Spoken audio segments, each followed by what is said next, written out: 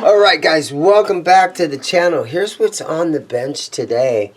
This is a Yamaha, and I'm pretty sure this is made in Japan, 1970s. Kind of an ES-335 kind of style thing. You got the F-holes here. I'm not getting any volume out of it. Let's plug it into an amp. And the electronics don't seem to be working. So this is going to be a tough one to get going. But so I'm going to need you guys' help with this one. So here we go. Let's get started. See what we can do on this one.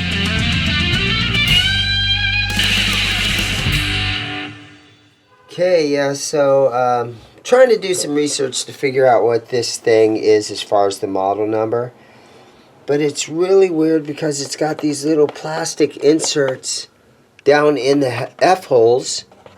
And I guess that's a great idea because it keeps dust out and everything. If I have to get in here and spray these pots out, I'm not exactly sure how I'm going to be able to get into that. But the thing that's kind of confusing me the most, and I'm easily confused as you guys know, is that we have an output jack here, and then we have this other thing that looks like a dial, but it's covering all the print. So I think for some reason there were supposed to be two output jacks right here. But I'm going to do some research online and see what's going on with that. It's definitely a player's grade. It's got a little of the binding chipped out right there. And I'm pretty sure it's got the floating bridge right here. But it's got little nylon or like plastic rollers in the bridge, which is kind of cool. Yamaha builds great stuff. And I'm guessing this is from the 1970s because of the 0 fret right there. The strings rest on there.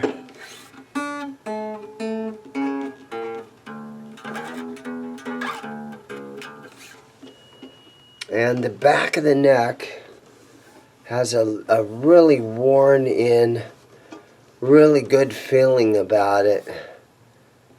And so this is not factory relic. This is a player grade guitar. I can see that the neck has never had any cracks or any breaks in it. Overall, it looks like a fun guitar to shine up and to polish up and just get it going really good. We can check the intonation.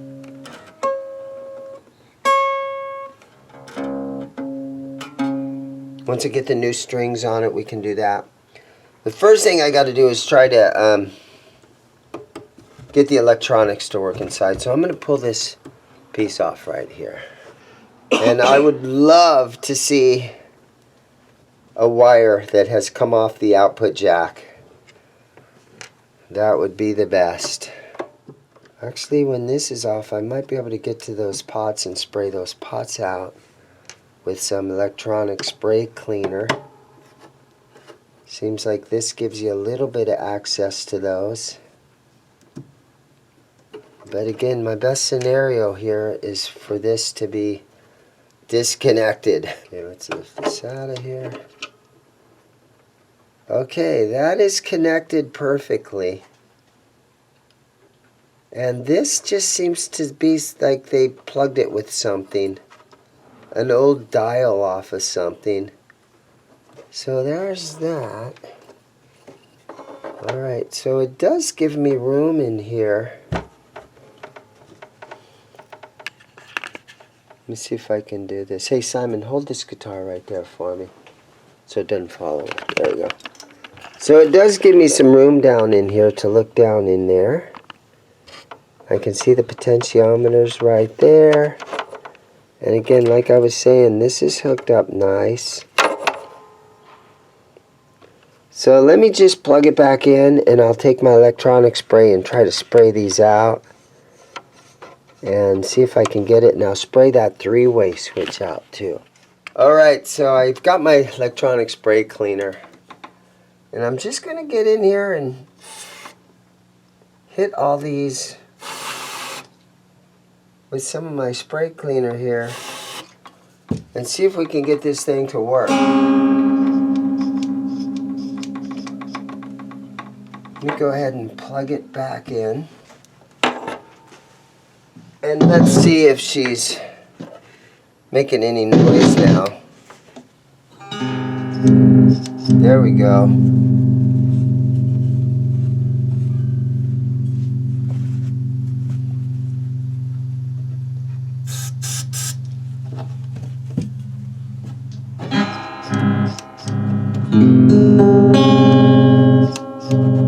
So this one's volume.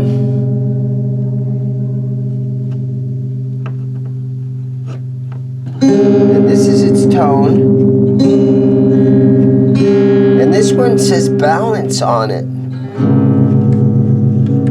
So I think it's blending from the neck to the bridge pickup when it's in the center position. This is our bridge right here. Let me tap on that just to double check. Yep.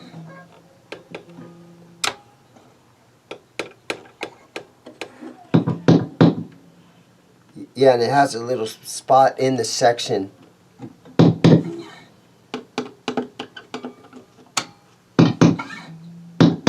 So this lets you blend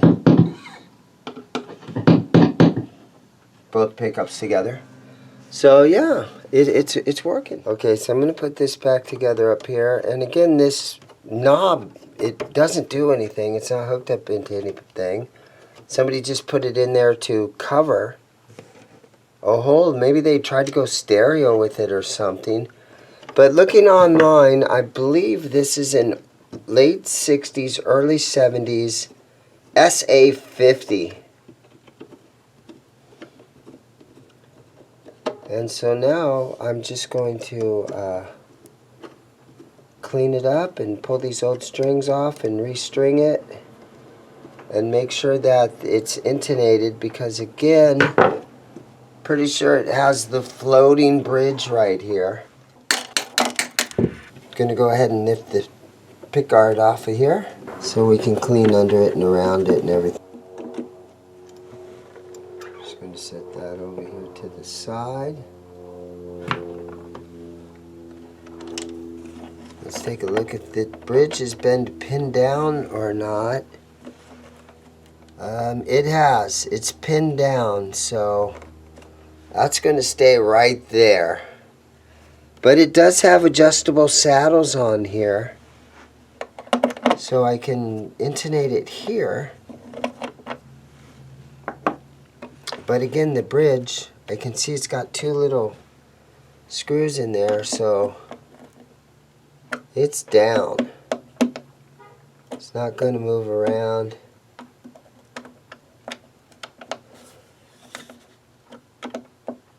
It's got a little tiny... There we go, that's pretty tight. This will adjust your height, string height right here. Okay, so we're looking at a phone right here, and we've got a Yamaha SA-30 hollow body in Aruba green from 1966. So it's an SA-30, and these aren't exactly humbuckers. These are single coils, big overwound single coils. And so there it is, an SA-30 from 1966. I thought it was 70s. I think maybe being from the 60s is cooler, huh? Alright, so I got a clean microfiber cloth, and I'm going to spray a ton of my Gibson guitar polish on here. Directions on the bottle say spray it on your rag. So we're going to spray some on the rag, and I'm also going to spray some on the guitar.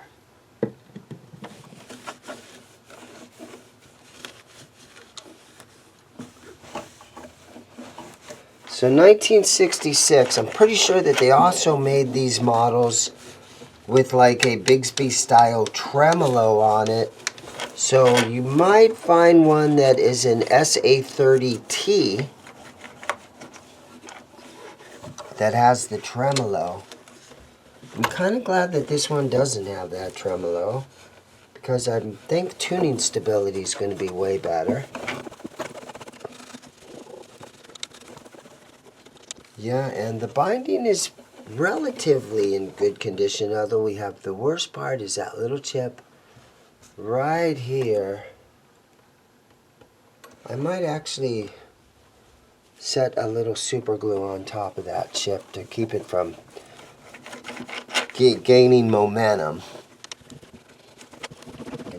Do some of this Music Nomad F1 oil, and I'm going to put that, and I'm going to put this stuff up here on the neck to clean and hydrate this. Could have been 10-20 years since the last time this guitar has been restrung. Who knows, maybe it hasn't had strings on it since the 60s. Frets, you got a little bit of some fret wear on the first and second, third. Yeah, I see a little bit of fret wear on it, where you're down here hitting all the open chords. It's got a little fret wear down here.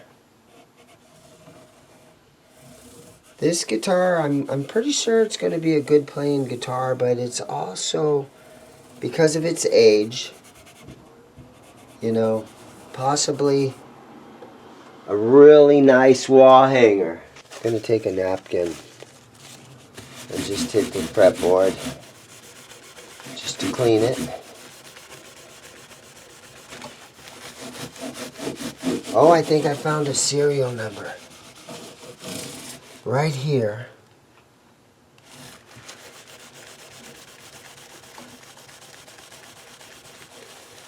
On the 21st fret, it's got some numbers in it.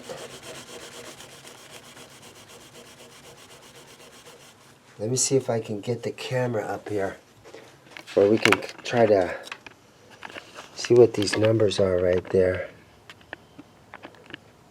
So I'm kind of thinking that it looks like a 7361.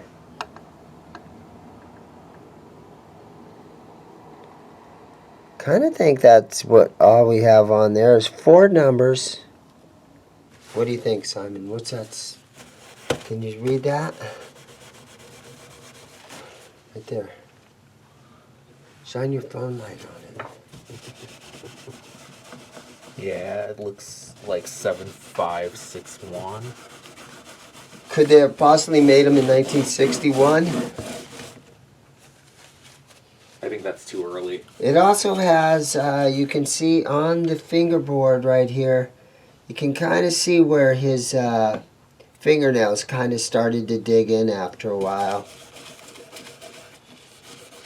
If you wanted to make a real player out of this guitar, I would say you would have to have it refretted, and I'm not going to do that, but the frets are, you know, all the frets were real tiny back in the day. And so this got little tiny frets on it. And then you've got fret wear on the 1st, 2nd, 3rd, 4th, 5th, 6th. I see it all the way up here on the 7th fret. Got a little bit of fret wear. If the frets were taller, I could level and crown them. But I think I'm just going to put this piece together. And I'm going to, this guitar is for sale. You know, and I'm going to price it accordingly as a player's grade guitar. Okay, I'm going to shine it up a little tiny bit with some Meguiar's.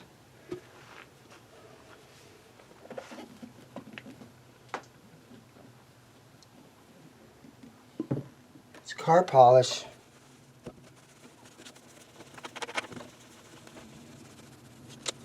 Guys, let me know in the comments, what do you think the value of something like this is? You know, and keep in mind, it's a player grade guitar that does need a refret. Probably wouldn't hurt anything to get in there and change that potentiometer out. Although it is working, but you can always make upgrades to it.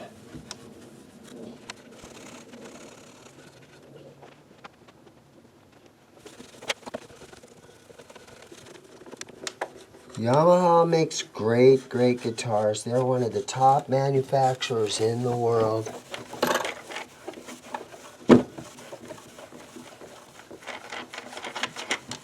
They've been at it a long time now.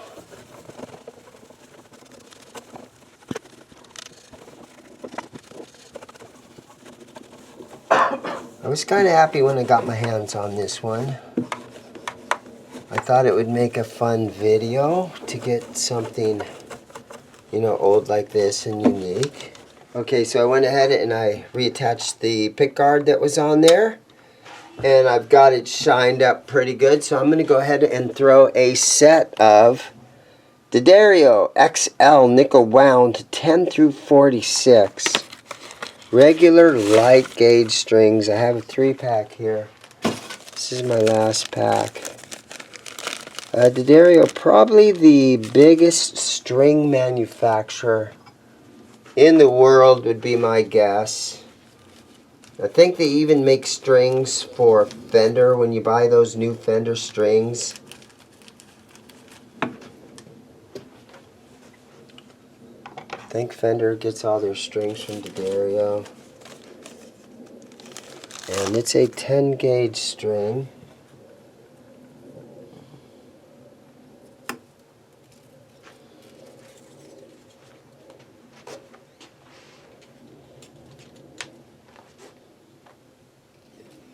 So I'm excited to hear this thing once it's all done. Okay, and these strings just hook in there.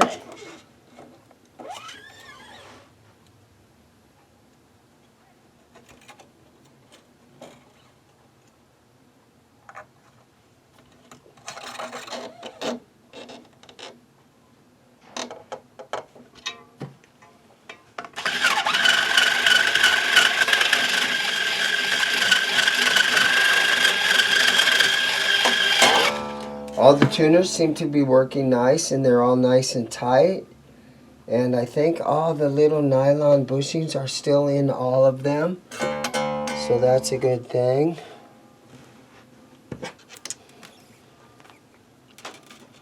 Okay, let's see how this works here.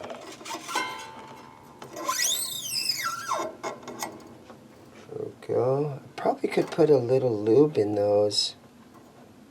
Some of those are spinning. That one's spinning. That one's spinning.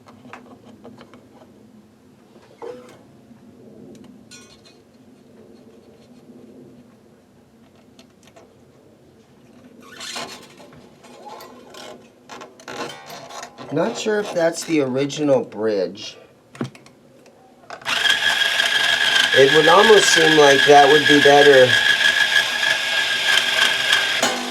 on the T30T that would have a tremolo, so that you would need these, because on this style of bridge you don't need these little rollers, but I can feel that they're rolling around there, so I imagine that they don't hurt anything.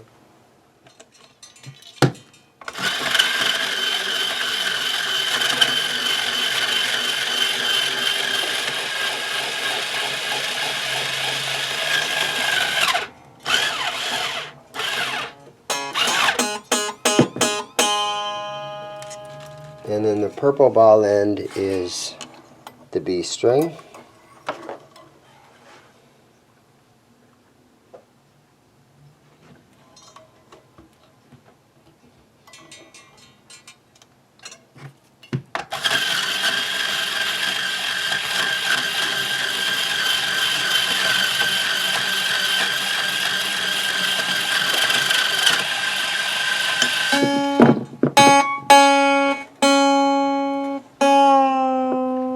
Let's tune on this thing a little bit. We'll put it in standard tuning.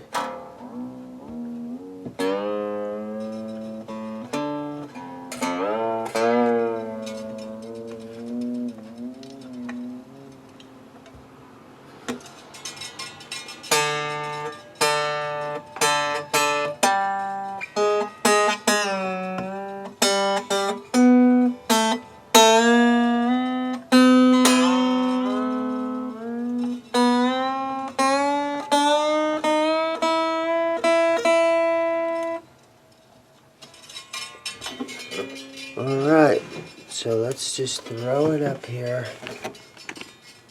It's looking good. Let's throw it up here and just...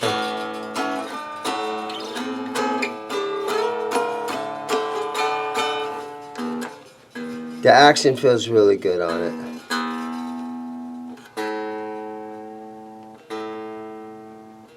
Tune it up a little bit more.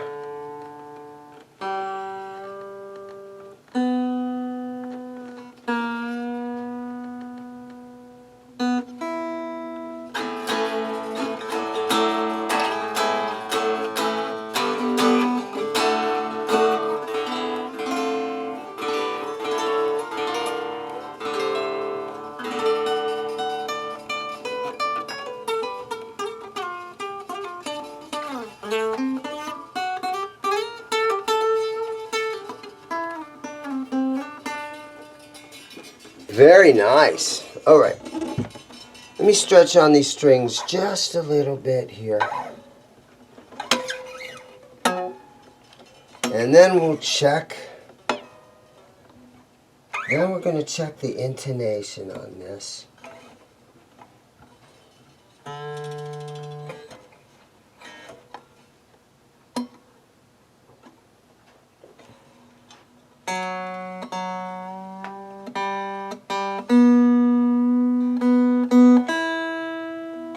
And I'm just going to use my snark tuner.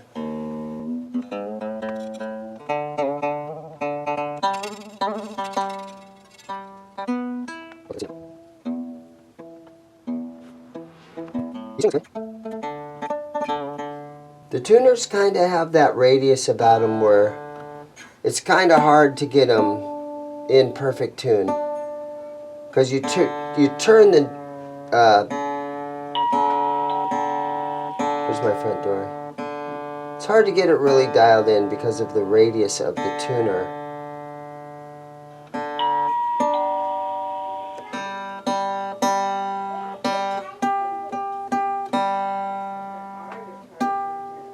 Okay, the G is showing sharp. So I'm going to pull back on that. Yes, I'm just going to go in here with a straight edge screwdriver and I'm going to pull this saddle back a little bit. There we go. There we go. Better.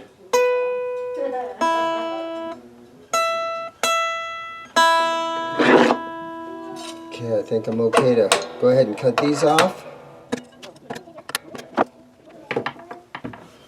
Okay.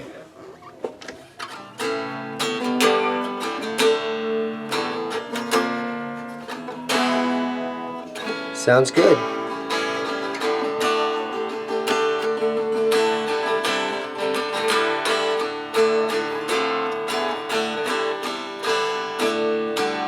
Alright, I'm going to plug this thing into an amp, and my buddy Simon that's down here, he's going to play this thing for you. Right now we have the neck pickup, a little bit of the tone rolled off, kind of a jazzier sound.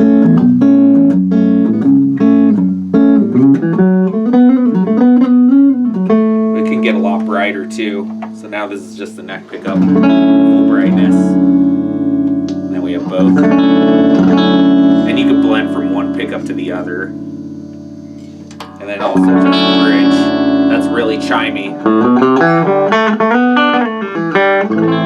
When it's unplugged, it's actually quite loud itself. As you can hear, that's no amplifier volume.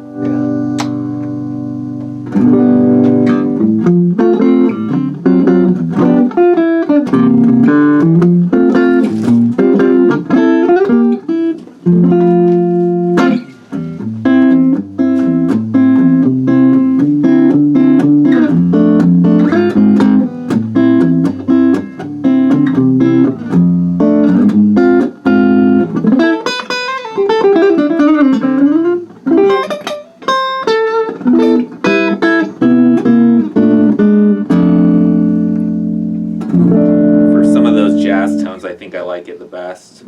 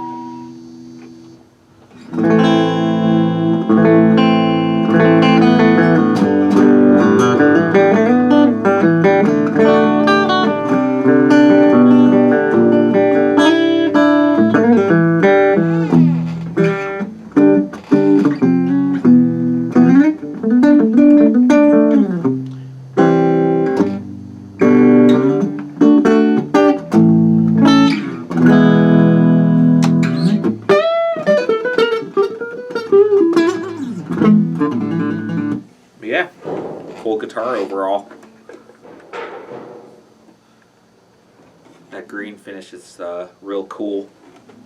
Aruba. Yeah. Simon, thank you very much. Thank you. What's my catchphrase?